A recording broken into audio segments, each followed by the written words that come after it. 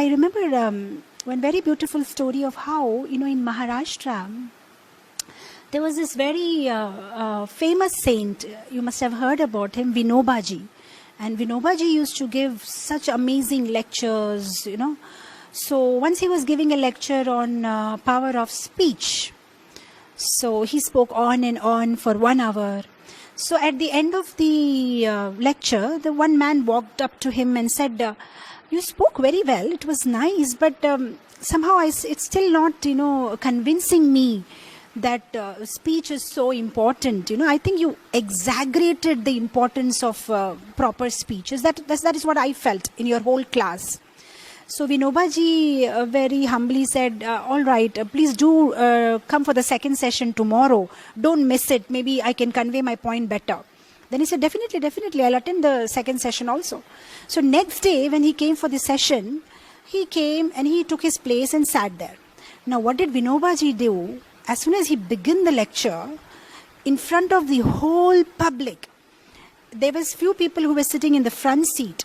So he very humbly requested that, is it okay if that gentleman comes and sits in the front? Don't mind, because you see, he is a little mandabuddhi. That means he is a little less intelligent. You see, he has a mental problem. So he needs to sit in the first, first row.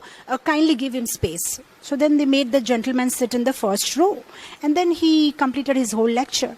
After the lecture, Vinobaji asked the gentleman, so how was my lecture today? So this man said, I don't know how was your lecture. I have not heard your lecture because I was so upset. How did you even call me, less intelligent or mandabuddhi in front of all this audience? Do you even know I have double PhD? How dare did you call me like that? I was so upset. I didn't hear your lecture.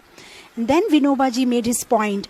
He said that, well, just yesterday you were saying that speech is not so important. So what's the big thing if I call you mandabuddhi or less intelligent? Does it matter? Because you were the one who was saying just yesterday that speech is not so important. So it's just a word. What's the big thing about it?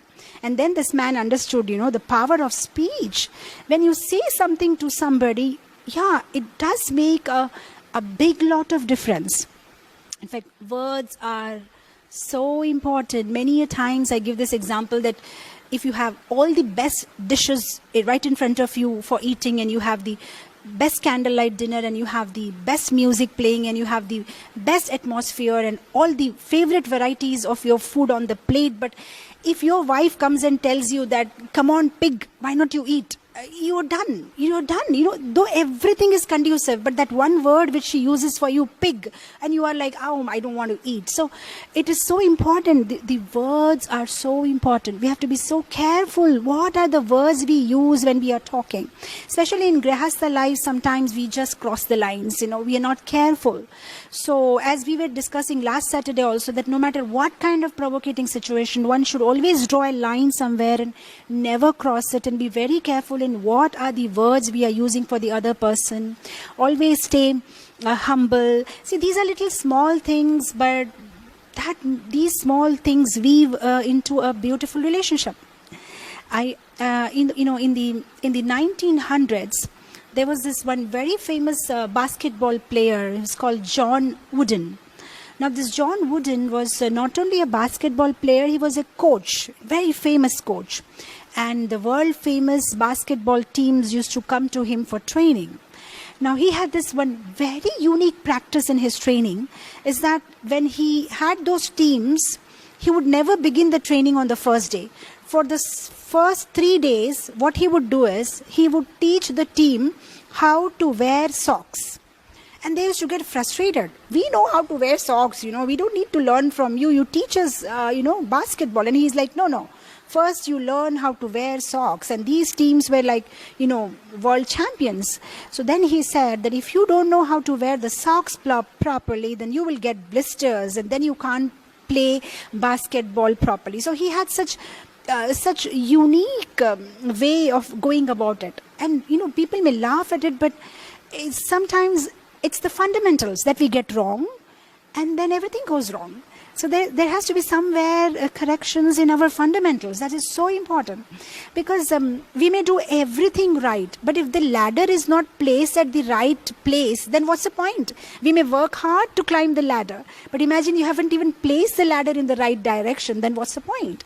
So the fundamental things, that is why you see Chaitanya Mahaprabhu, he gave very few instructions, or rather we say his Sikshashtakam has the essence of all. You know, where this Trinadapi Sunichena, Tarora Visahi Suna, Manina Manadena, these are such fundamental things. So it's not only for Grihasthas, for just about anybody, you know, to go ahead in spiritual life. These are like the fundamental qualities one need to have, right? So humble. Krishna, Krishna, Krishna. Krishna, Krishna, Krishna lage. Sab Krishna, Krishna, Krishna lage. Sab Krishna, Krishna.